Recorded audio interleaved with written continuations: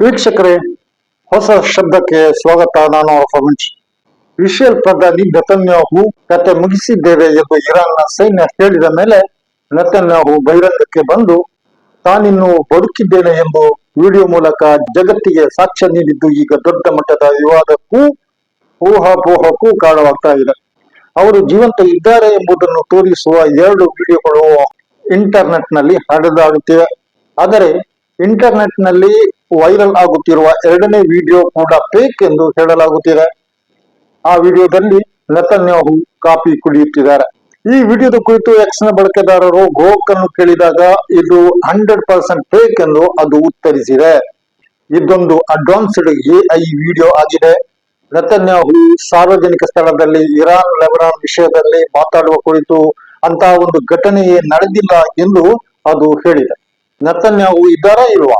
ಇದು ಊಹಾಪೋಹಗಳಿಗೆ ಎಡೆ ಮಾಡುತ್ತಿರುವ ಮತ್ತು ದೊಡ್ಡ ಮಟ್ಟದಲ್ಲಿ ಚರ್ಚೆಯಾಗುತ್ತಿರುವ ಇಂದಿನ ಸುದ್ದಿಯಾಗಿದೆ.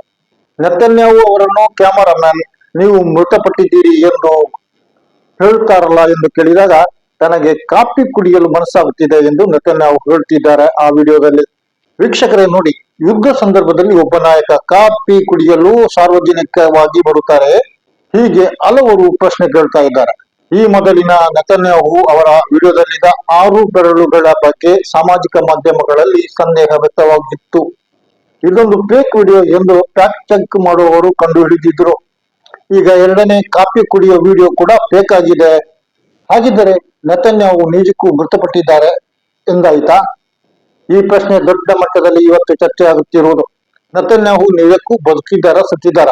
ಇದು ಈಗ ಬಹಳಷ್ಟು ಸಂಖ್ಯೆಗೆ ಊಹಾಪೋಹಕ್ಕೂ ಕಾರಣವಾಗ್ತಿದೆ. ಆದರೆ ನೆತನ್ಯಾಹು ಅವರು ಸತ್ತಿರುವ ಸಾಧ್ಯತೆಗಳು ಬಹಳ ಕಡಿಮೆ ಇದೆ ಎಂದು ಹೇಳಬಹುದು. ಯಾಕಂದ್ರೆ ಅವರು ತಾನು ಅಡಗಿ ಕೂತ ಬಂಕರ್ ನಿಂದ ಹೊರಗೆ ಬರಲಾರು. ಅಂತಹ ಮಿಸೈಲ್ ದಾಳಿಗಳನ್ನು ಇರಾನ್ ಮಾಡ್ತಾ ಇದೆ.